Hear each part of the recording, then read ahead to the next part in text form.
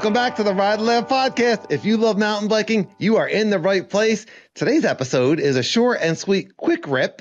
Sage and Dan are hopefully out riding their bikes, but we are going to keep the vibe high. We're going to keep the pod going. And so we got a short and sweet episode for you. Sage, let's get into it.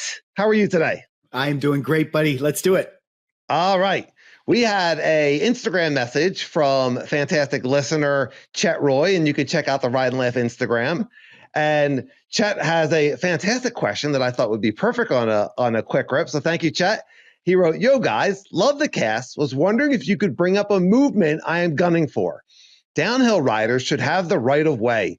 Riders going uphill are not having as much fun, and it's easier for them to stop. I will always get out of the way and let people ripping downhill continue ripping. How can we get this accepted and changed?" Well, do you agree? Well, first of all, should this be a movement? It's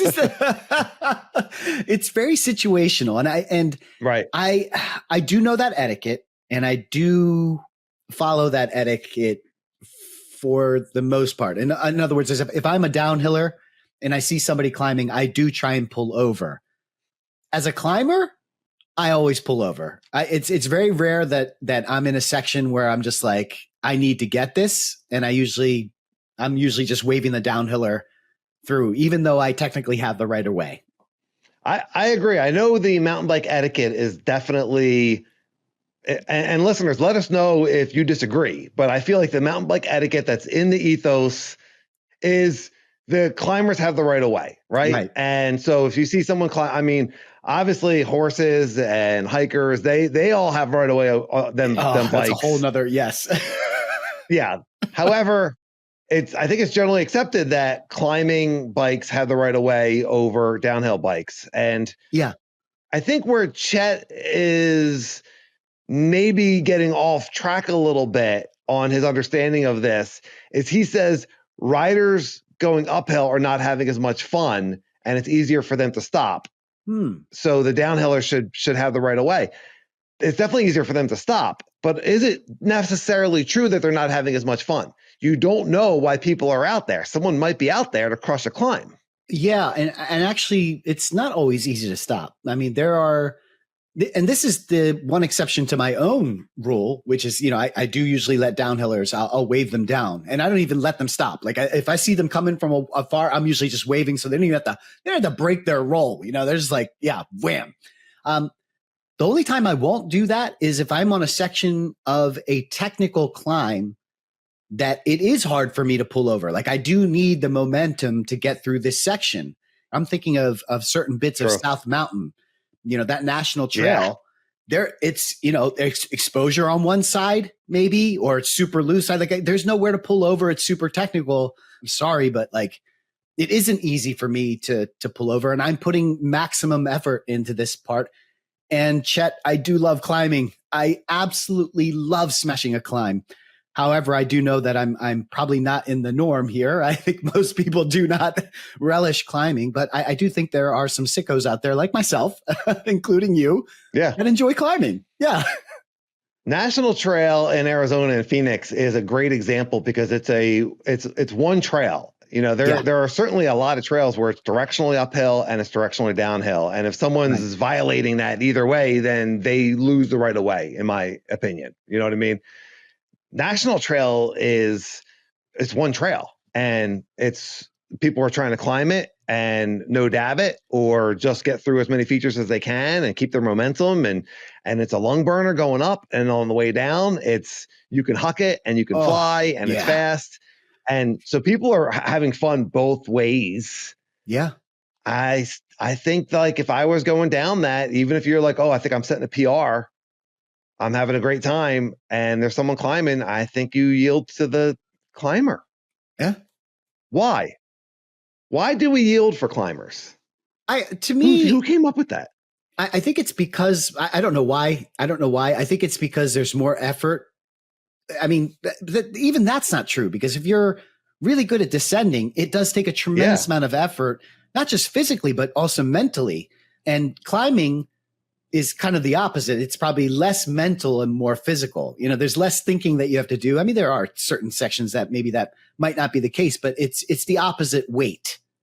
where was I going with that? I was going to go with if I'm a downhiller and I do see a climber, I treat that as another user group, and I always kind of pull over. There are a few instances where it's like I can't stop or I can't slow down, and I would hope that a hiker or someone would realize that, like, oh crap, this is really steep and very loose, and there's no way this guy is stopping.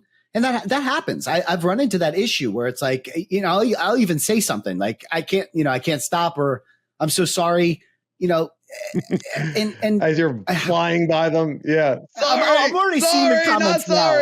Yeah. I'm already seeing the comments now. Like, you should always be in control and blah, blah, blah. And it's like, yeah, that's fair. But just because I can't stop doesn't mean I'm not in control. Do you know what I mean? Like, I hate when people say that, like, it's like, well, you're not in control. Like, no, I am in control. Just because I can't stop the bike doesn't, like, being in control doesn't mean you should be able to stop like this all the time. If that was the case, we'd be riding 2 miles an hour everywhere, right? Yeah, that's what I'm doing, dude. Oh, I can always stop.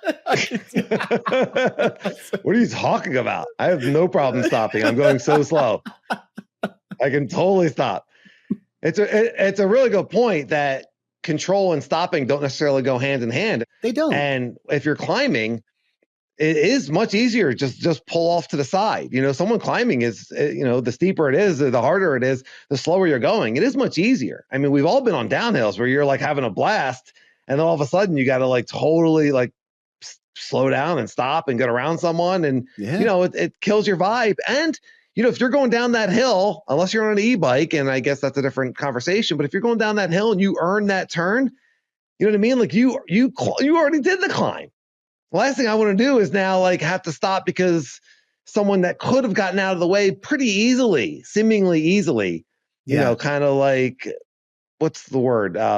Ruins the vibe. What's the word for? Oh, I know what you're talking about. Blank your vibe. Yeah, I don't. Yeah, I don't know what the feels like word something Bill and Ted would say. Yeah. Have you done this move where like you've seen someone like what if it's another downhiller that's slowing you down? Like, what about that etiquette, or another climber that's slowing you down? Right? What's the etiquette there? So it's like, okay, I've come into situations where you can kind of tell, right? You could kind of tell people's ability level as they cross you, or, you just body position, all that kind of gives it away. And sometimes, if I see someone, I'll just give them space. Like, shoot, I know I'm going to catch up to them. I'm going to give them a ton of space. But then you end up like catching up to them, and like, what do you do in that situation? Anyway. Yeah, you catch them anyway. Yeah. What do you do in that situation? I mean, it feels like it's just the universe telling you like, not today. Yeah, right. It's just like that. This is the speed that you're supposed to go today. And that's always the case. Anytime that, if whether we're yielding for someone that's coming up, or there's someone in front of us that's going a little bit slower, that's slowing us down, or we're stuck in traffic, where our day's not going the way we wanted to at work. That's the situation. Yeah. Everything else that you think about it is just causing yourself some suffering. Yeah. This is the situation. So I totally know what you mean. And when you're feeling good and you're having one of those days where you're flowing and you're having a blast, and you've worked to get to the top of the hill, and now you got to slow down because someone's in front of you, it can certainly test your patience. Yeah. I handled this horribly the last time recent trip to Pennsylvania. You really did. We were doing Upper Empire jump trails, and obviously that's a lift bike park, but these 5 jumps on that double black jump trail, or however they rate that, were so hard. And it was my first time doing it since they redid all the jumps. Yeah. And I got the first 3. And I was like, this is it. This is my run. And then like I could see a rider in front of me on top of pedaling across the 4th tabletop. Yeah. And I was like, oh no, I'm going to catch this guy. Cause when you're jumping, clearing the tabletops, you're going so much faster. You're going so fast. Yeah. Yeah. So like I totally had to squeeze the brakes, and, we go to the next meeting spot, and those guys are there also. And I turn to you, and I'm just like, man, I almost had it. I totally would have had it if it wasn't for the guys in front of me that were going really slow. Like awkward. Like they planned it, Like I was such a douche. Yeah. If you're listening to this, I'd imagine if that was you, you're not listening to this because you hate me. And I just want to say, if you somehow find this episode, whoever you are, I apologize. But I mean, my vibe was just like so high. I was so ready to clear everything. And then all of a sudden there was a rider in front of me. And it wasn't like I was personally angry at them. I mean, it was a totally irresponsible remark and response. And I was a total D-bag in the moment. But it was just like my vibe went from so high to like, Yeah. It's a tough one though. I mean, it's a tough one. I remember that. And I remember feeling really awkward because on the next section, you went first. And so I was stuck with those two guys for, a half second. I was like, hey, I just gave them some stickers. I was like, no, don't give them stickers. Oh, we don't have a podcast. You certainly don't recognize us. Yeah. You look like Trail Sage. No, I get that all the time. I get that all the time. No. Yeah, that's the other Japanese guy on the mountain.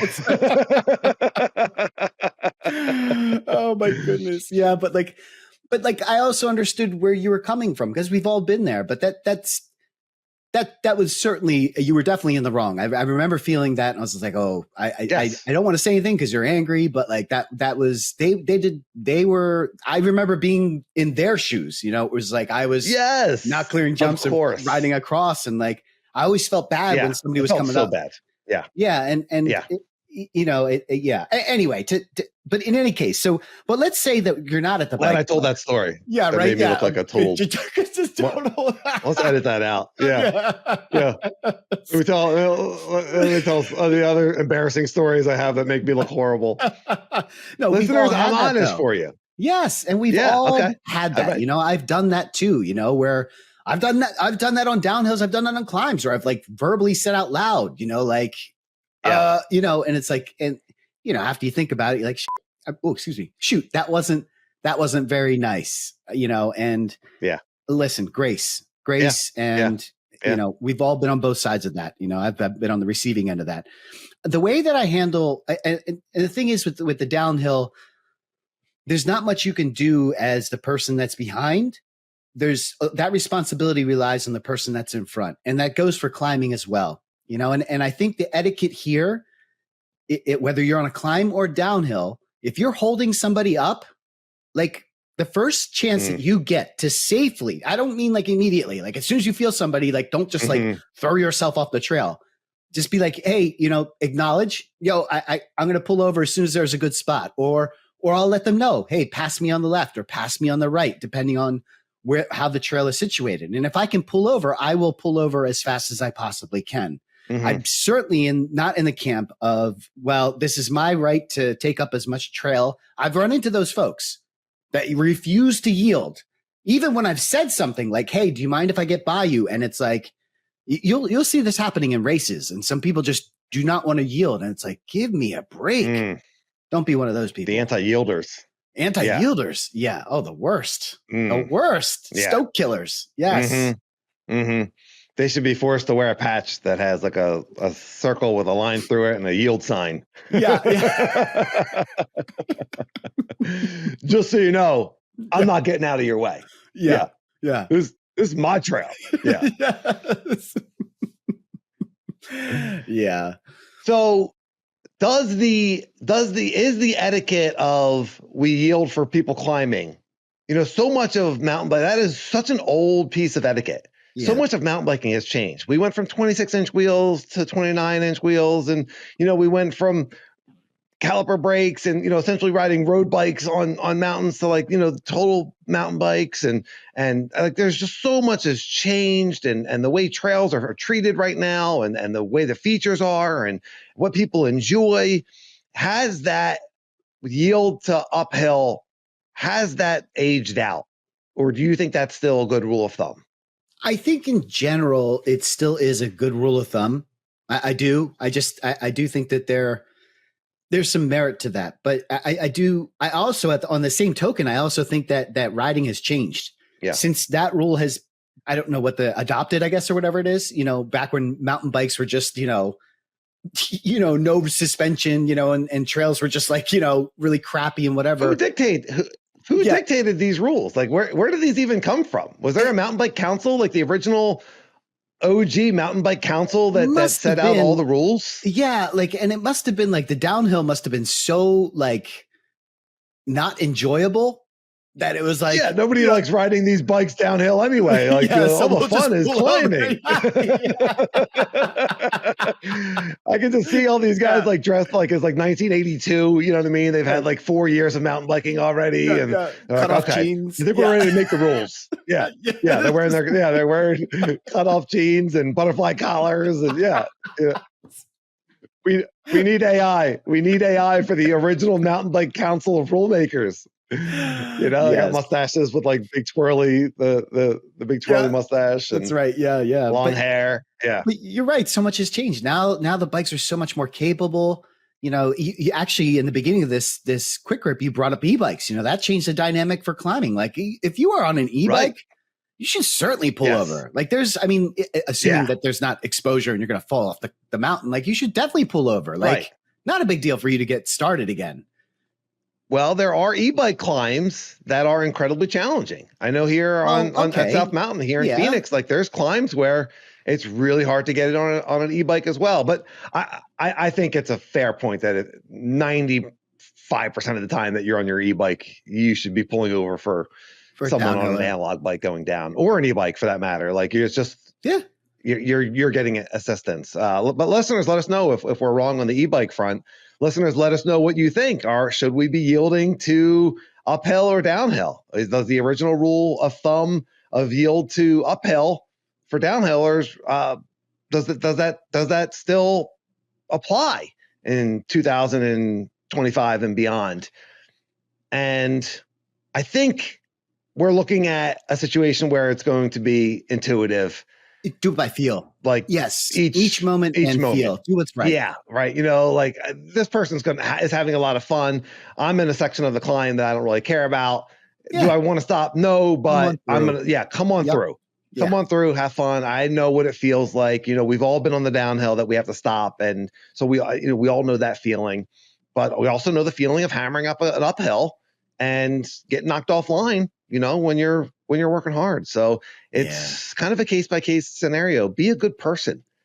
Be in the moment. Yes. Do what your intuition tells you. We talk, if you're new to the podcast, we talk a lot on this podcast about intuition and tapping into intuition. And a lot of that is being present and just doing what really feels right. Yeah. I love that, Danny. Way to bring that around. Absolutely. All right. Well, if you're still listening, you are definitely one of us. We appreciate you. Please give us a thumbs up and watch to the end on YouTube. Give us comments, rideandlaugh1@gmail.com. If you have any other comments or any suggestions for future podcasts, and give us a thumbs up and set us to auto download on your podcast player. If you are new to the podcast because you're watching a quick rip, make sure you check out our full episodes. They're all fantastic. I promise you won't be disappointed. Everyone have a great week and a great week of riding. We appreciate you. Ride and laugh. I'll see you, everyone.